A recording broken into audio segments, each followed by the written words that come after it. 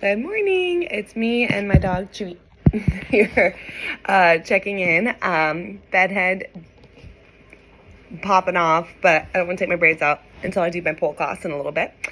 I'm just coming on because I had some thoughts. I'll get my decaf cold brew I have here. If you, like me, are someone who's like a highly sensitive person and kind of sensitive to caffeine, I love decaf cold brew. It's like you get the flavor and the joy of coffee without the jitters. Anyway, okay, I'm coming on because yesterday I had my somatic consultation group with Embodied Recovery, who I've done my somatic training with and will continue to do my somatic training with. And one of the co-founders, Rachel, runs our group. And we had so many great conversations yesterday. I took like so many notes. I'm going to continue to process them and share them just because it was really, really helpful, really meaningful. But something we were talking about kids, especially teenagers, are in a family, and we were talking about a certain case someone brought in where there was like conflict between what the parents wanted and what the teen wanted, and you were talking about how to troubleshoot it and whatnot. And something Rachel said that I thought was so meaningful is that an individual cannot have more nervous system regulation than the system that they exist in. So it is literally impossible for a child to regulate themselves better than the system that they are in, which I thought was so interesting, and made me think about a lot as a parent. It made me think about a lot as a child myself, obviously. Not anymore, but I was a child for a long time. I still someone's child. And I thought that was really, really fascinating. And then today, as I was getting gas, I was thinking about it some more, and I was like, how relevant that feels. And then I was even thinking about it in the sense of, I don't really want to bring it macro all the way out yet, because I think that's just very complicated and so big. But I was thinking about it more in that meso level. Meso being like our community, the groups we're part of, networks, schools, friend groups, dance troops, coworker unit, whatever, that like meso kind of smaller community level.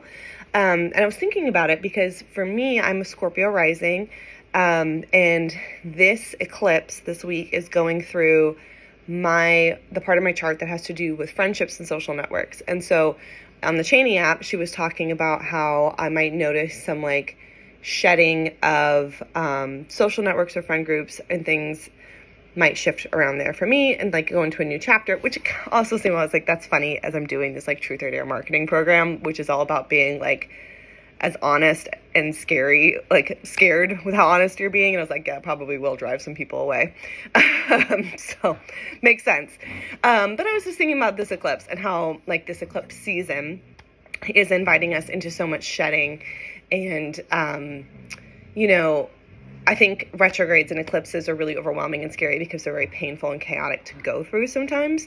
But I think ultimately, everyone agrees that like we have to let go of stuff to change. We have to go through some uncomfortable growth periods to change. And that's what they are. So to tie it all together, I was thinking about how much that concept of an individual can never be more regulated than the system that they're part of, maybe for me or others who are experiencing similar things, when it's time to move on from a friend group or a place of work or coworkers or a dance troupe or a kickball league or whatever group you're part of, is because your limits, your expansion of your nervous system, your window of tolerance, the things you're able to hold in your nervous system might need a more supportive environment, might need an environment that can hold more, that has more of its own regulation. I realize I'm using a lot of terms I haven't defined in a while. So nervous system regulation, obviously the same nervous system that helps process emotions, thoughts, and feelings is the same nervous system that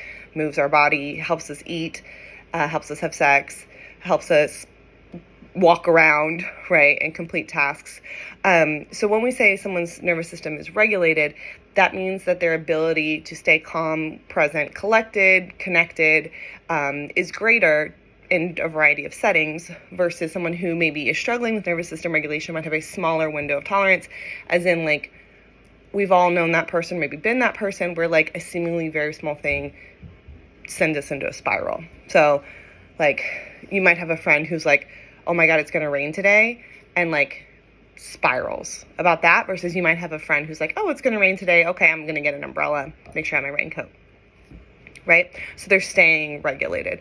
So I was wondering if maybe that's one of the things going on, is that we are going to find ourselves bumping up against systems that can't handle a little bit of rain, and seeking out systems that are resourceful, connected, communicative, and able to hold us as we expand.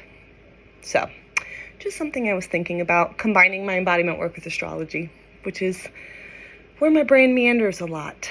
So, yeah, let me know what you think, if any of that resonated with you, if you feel the same way. Also, if you are an astrology person, let me know where this eclipse is getting you. I'm so curious where everybody's different places are. Also, I would love a fun, non-gendered word. Like, you know how we're like astrology girly? I want to say girly, one, because I find it kind of like infantilizing. But two, it's gendered, even though I use girl, a gender, like not generally specific. So if you know like a fun, non-gendered word. All right. I like boo. Astrology boos. All right.